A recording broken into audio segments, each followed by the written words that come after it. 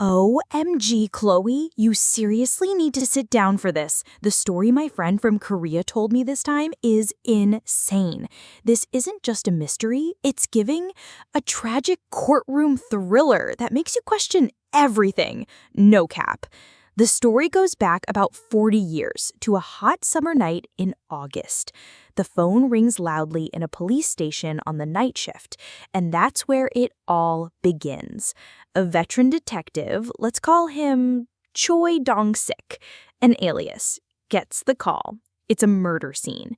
He arrives at this huge mansion on a hill on the outskirts of the city. Chloe, this house was weird. It was covered in iron bars from the main gate to the windows like a fortress. And the inside was a confusing maze.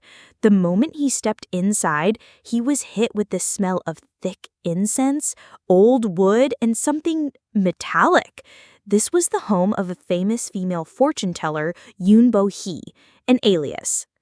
He followed a path of dried, blackened blood down the corridor into a piano room, and the scene, it was horrific. 2 bodies were tangled on the floor. The detective follows a set of bloody slipper prints up the stairs. He knew there was more. At the end of the hall, a door was slightly ajar. He pushed it open and found a little 6-year-old girl, the fortune teller's adopted daughter, dead in her bed.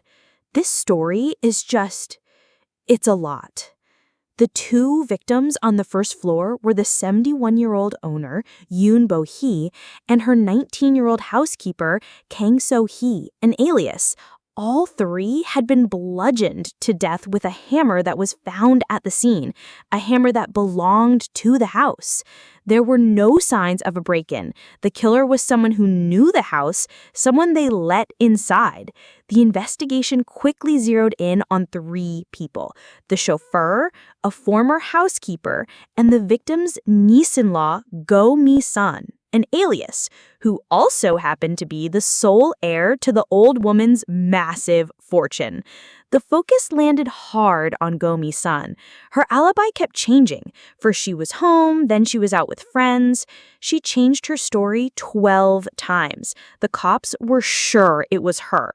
And after days of intense, nonstop questioning, she finally confessed. "I did it."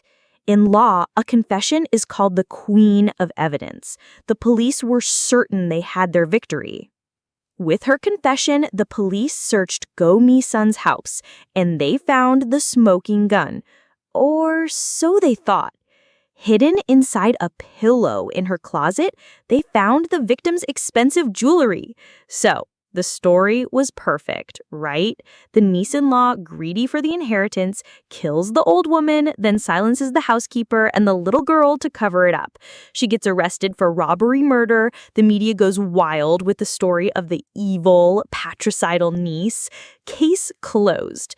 But Chloe, the real drama was just getting started. At her first trial, Go Mi-sun, looking frail and broken, barely able to stand, addressed the judge with a trembling voice. "Your Honor, I am innocent. I didn't kill anyone." She then told a horrific story. She said the cops had taken her to a hotel, not the police station, and tortured her for days, not letting her sleep, pouring water on her, beating her. They promised her she'd only get a few months in prison if she just confessed to their story. The courtroom exploded into chaos. This was now a trial about a murder and a trial about police brutality. And her lawyer started to tear the police's case apart. First, the bloody glove print found at the scene was from a left hand. Go Mi-sun was right-handed.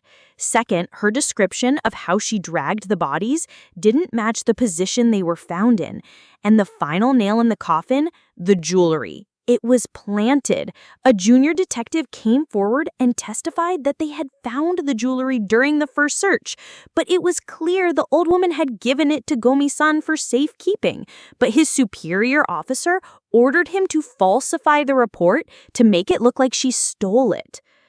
The queen of evidence, the confession, and the physical proof were all lies, shattered into pieces.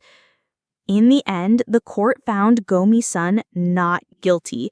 It was a landmark ruling in Korean history that said a forced confession is not evidence. After 303 days in jail, she was a free woman, but her body was broken from the ordeal, and her family was ruined by the stigma of being a murderer's family. So, Chloe, here's the really scary question. If she wasn't the killer, who was? The police were so focused on framing her that they let every other lead go cold. The real killer was never caught. A few years later, that creepy house burned down in a mysterious fire, erasing any last ghosts of the crime. So, the person who brutally murdered an old woman, a teenager, and a 6-year-old girl is still out there somewhere, unpunished. In this story, maybe the biggest loser was the truth itself.